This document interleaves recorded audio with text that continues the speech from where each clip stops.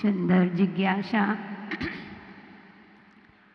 नष्ट होती नैतिकता, विलुप्त होते संस्कार और गुम होते आदर्श की रक्षा कैसे हो। हे श्रेणी, नैतिकता यानी हमारे विचार, नैतिक यानी उत्तरदायित्व। हमारे कैसे विचार, समाज के प्रति हमें कैसे विचार रखना, क्या हमारे उत्तर का दायित्व होता है, परिवार के प्रति हमारा क्या दायित्व होता है, देश के प्रति हमारा क्या दायित्व होता है, धर्म के प्रति हमारा क्या दायित्व होता है, ये आज हमें देखना है। वास्तव में आज हम अपने आदर्शों को, अपने संस्कारों को, अपनी नैतिकता को नष्ट करते जा रहे हैं। इसका नैतिकता यानी हमारे विचार, जो विचार होते हैं, अच्छे विचार रखिए, अच्छा सोचो।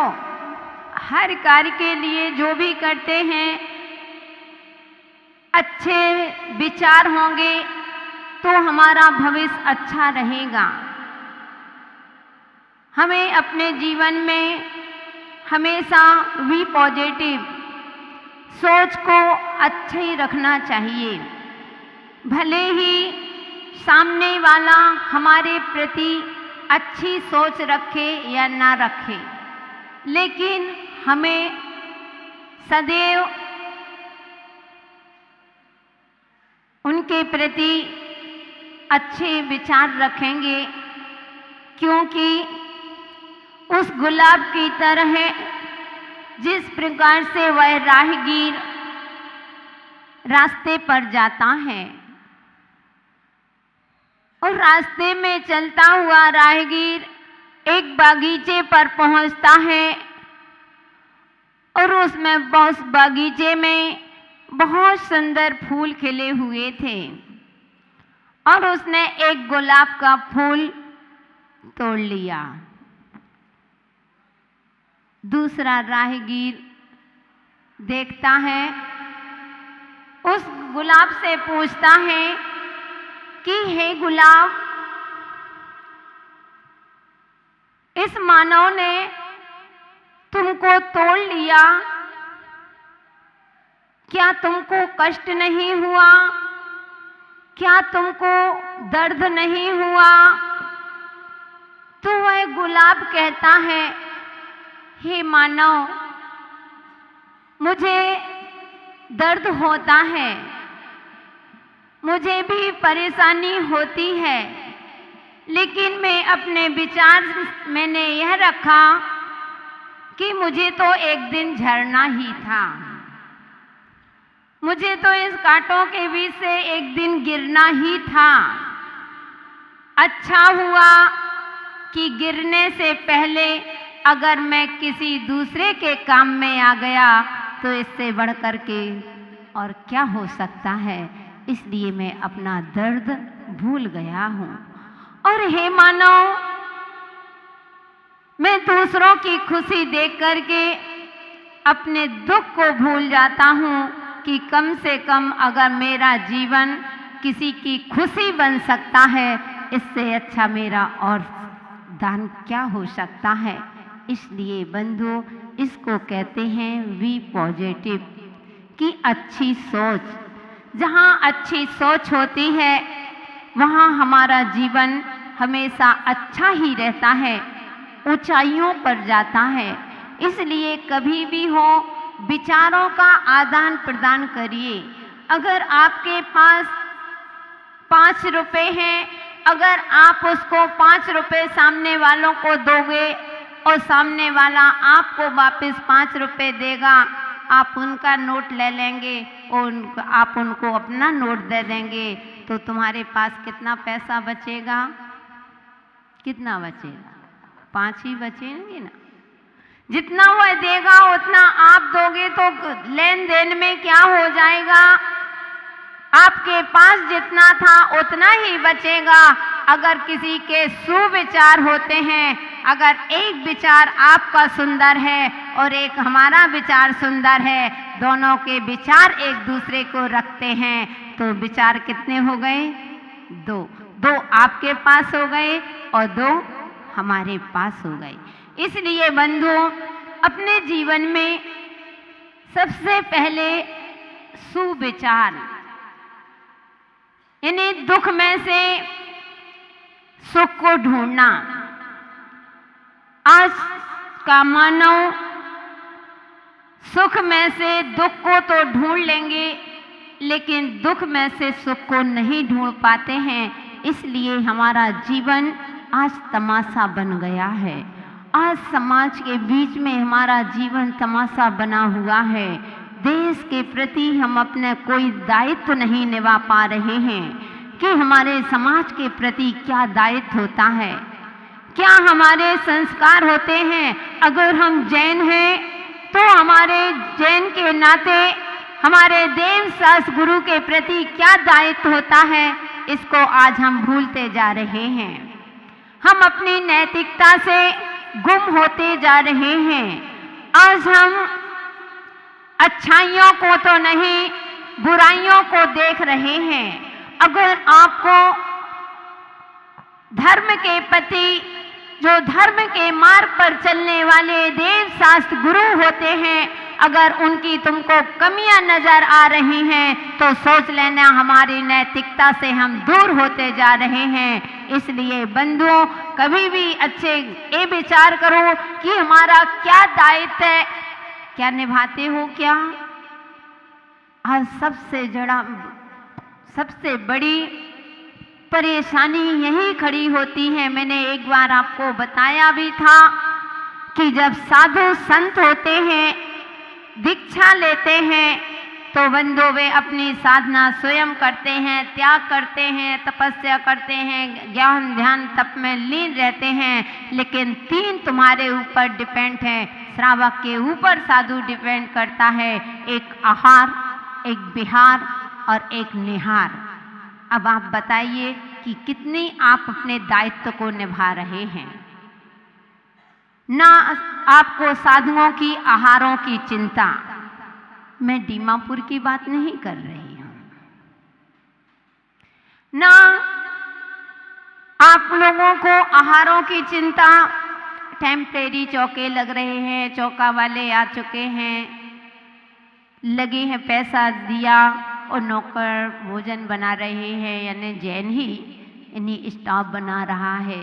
तो ना आहार की चिंता, साधुओं का विहार हो रहा है, ना आप अपना दायित्व निभा पा रहे हैं। कर्तव्य की हमारा दायित्व क्या है, हमारा कर्तव्य क्या होता है।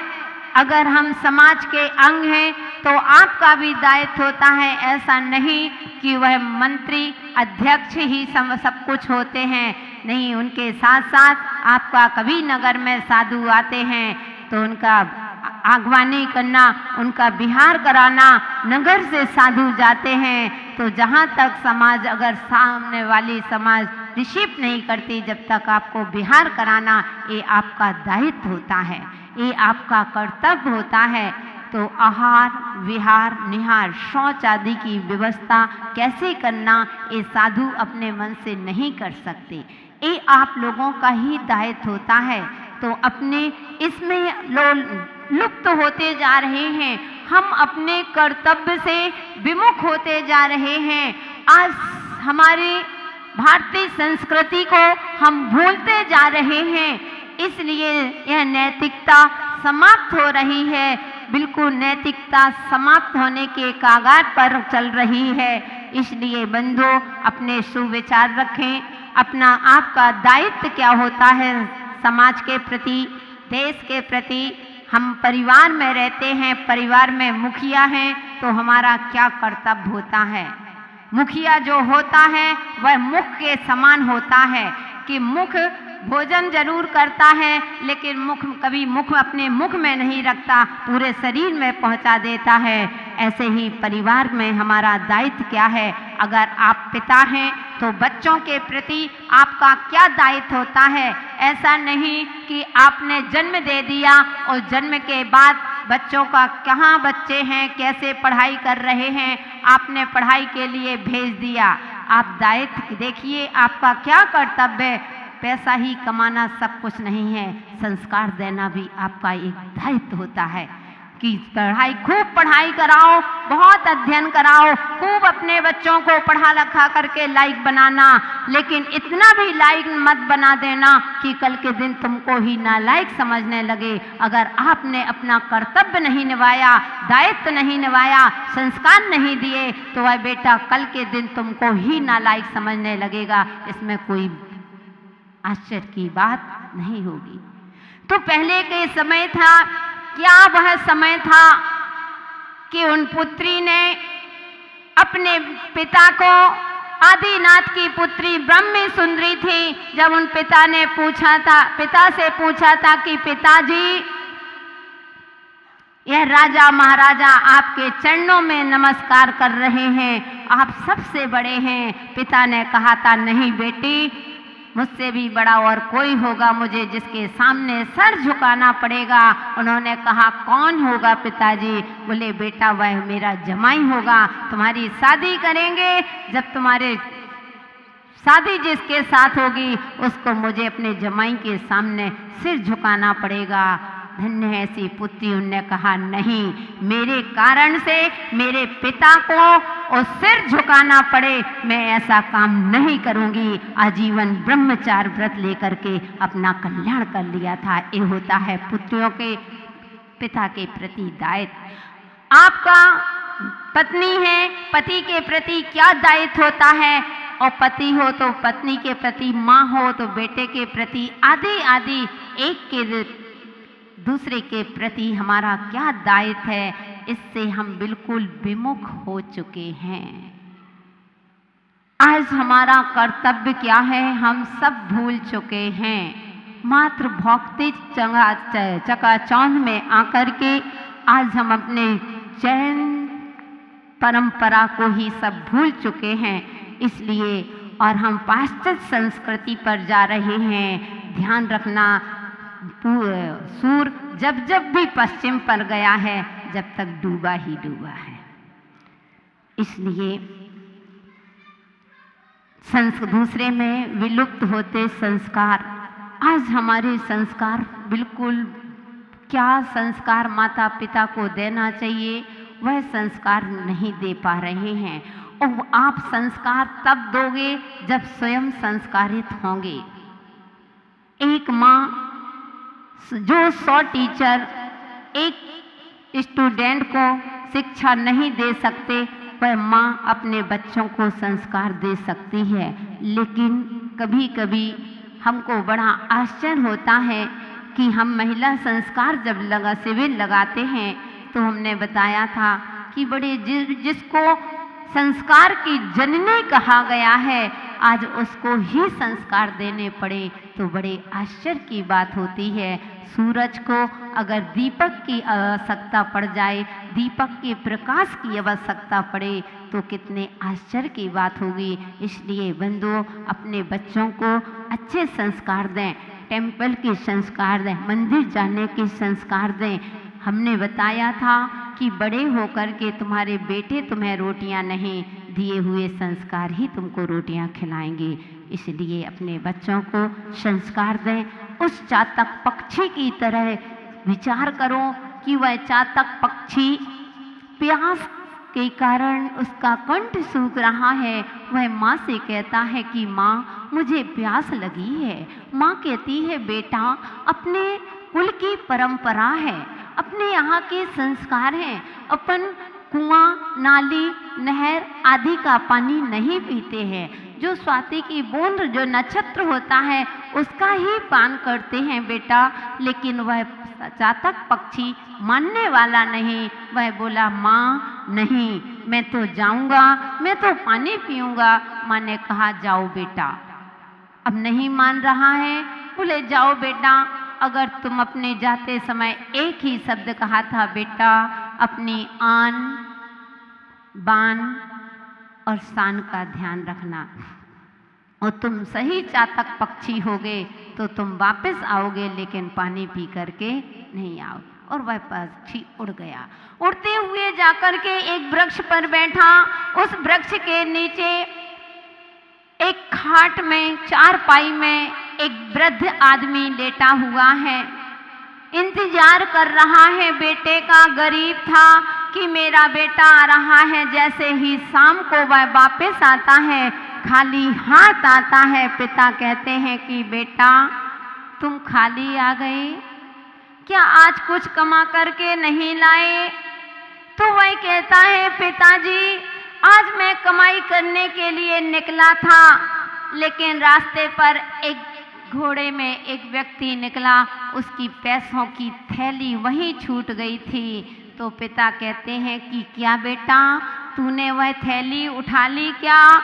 बोले नहीं पिताजी, मुझे याद आया, मैंने विचार किया कि मेरा एक पैसा गिर जाता है तो मुझे कितना कष्ट होता है। जिसकी पूरी पैसों की थैली छूट गई उसको कितना दुख होगा। तो जिस रास्ते से वह निकला था पिताजी, मैं उसी रास्ते पर उसको देने के लिए गया और रास्ते से वह लौट ही रहा था। वो पीछे मुड़ रहा था और उसने थैली मैंने उसको दे दी और जैसे ही दी तो उसने कहा कि तुम नेक इंसान हो, तुम्हारे माता पिता ने अच्छे संस्कार दिए हैं, और कोई होता तो पूरी की थैली उठा करके ले जाती, कौन देखता। लेकिन बेटा तुम्हारे अंदर संस्कार हैं, लो आधे पैसे तुम लो और आधे पैसे मैं लिए ले रहा हूँ, इसमें से कुछ लो। तो उसका पिता कहता है कि क्या बेटा तूने वह पैसे रख लिए क्या? तो वह कहता है नहीं पिताजी, मैंने वह पैसा नहीं रखे, मैंने उसको दे दिया और मैंने उससे यही कहा कि मेरे पिता ने ईमान सिखाया है कि बेटा कमाई हो तो भोजन करना, नहीं तर पानी पी कर के सो जाना, कभी बेईमानी के कभी पैसे मत कमाना, किसी से मत लेना। इतना कहा वह पिता खुश होकर के उछल करके और ज़मीन में गिर जाता है और उठ करके अपने बेटे को गले से लगाता है। कहते हैं बेटा तुमने चातक की तरह मेरी घर की आन बान शान का ध्यान रखा है। वह पक्षी सुन रहा है, वह पक्षी सोच रहा है कि अरे मेरे वंश की चर्चा मानव धर्म मानव के पास है, सभी मानव मेरे वंश की चर्चा कर रहे हैं, इसलिए वह लौट करके उसने कहा नहीं अब मैं यहाँ का पानी नहीं पी सकता हूँ। वह लौट करके वापस जाता है। माँ कहती है कि बेटा क्या तुम उस पानी पी करके आ गए? उसने माँ को पूरी कहानी बता देता है।